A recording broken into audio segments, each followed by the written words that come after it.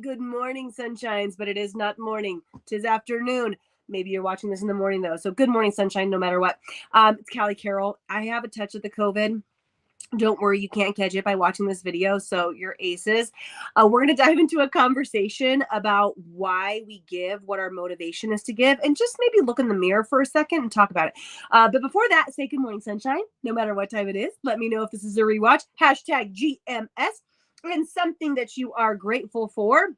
I'm grateful for all sorts of things: water, ibuprofen, Epsom salt baths, little peace and quiet. Is that too soon to say?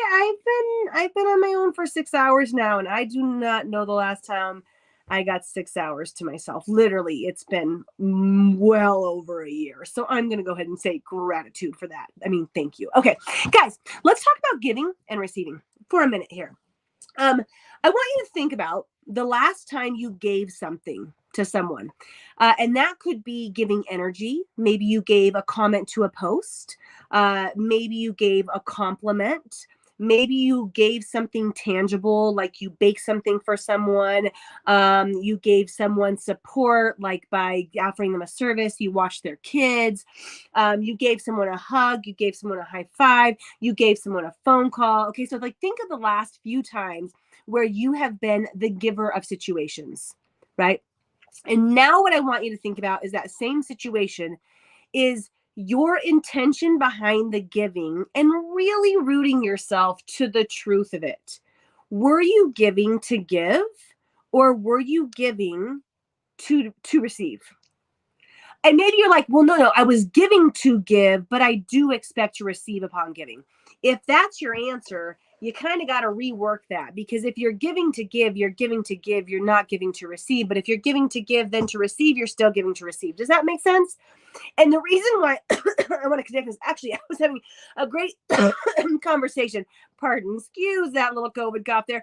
The reason why this came up to me is I was having a conversation with a few other moms and just talking about the stress of receiving and how they were having a difficult time receiving because they feel like when they receive, that's an instant alertness, an alarm for them that they have to give.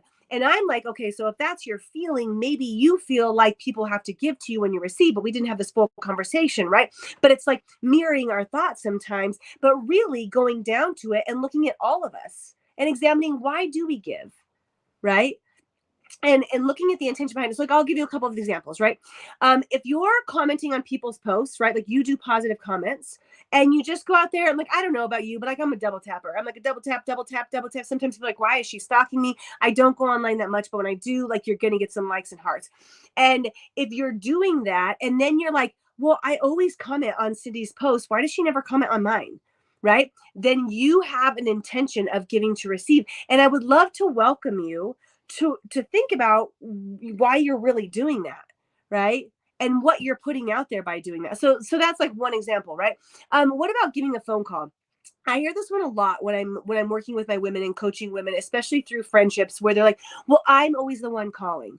I'm always the one giving the call, right? Why doesn't she call me more often? Why isn't she the one reciprocating that? Like, right? That's not, I'm calling her. She needs to call me. You're giving to receive. You're not giving because you want the conversation. Maybe you do want to have a conversation, but also there's the back intention. You're like, I'm giving, and also I want you to give that back.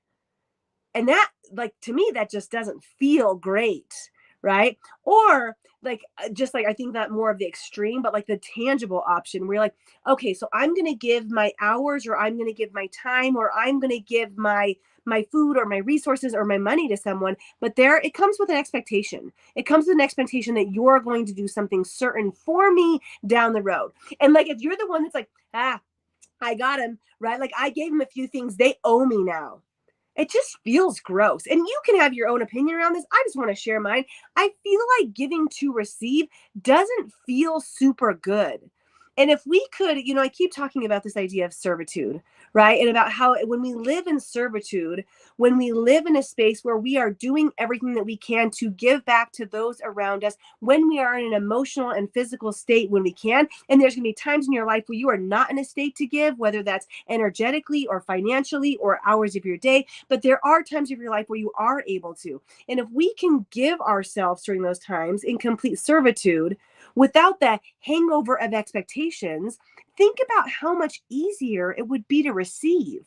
I'm getting better, absolutely. Think about how much better it would be to receive, right? Because what's happened is because of this conundrum, and the way that our minds work, so many people don't want to receive because they don't want to have to owe you one.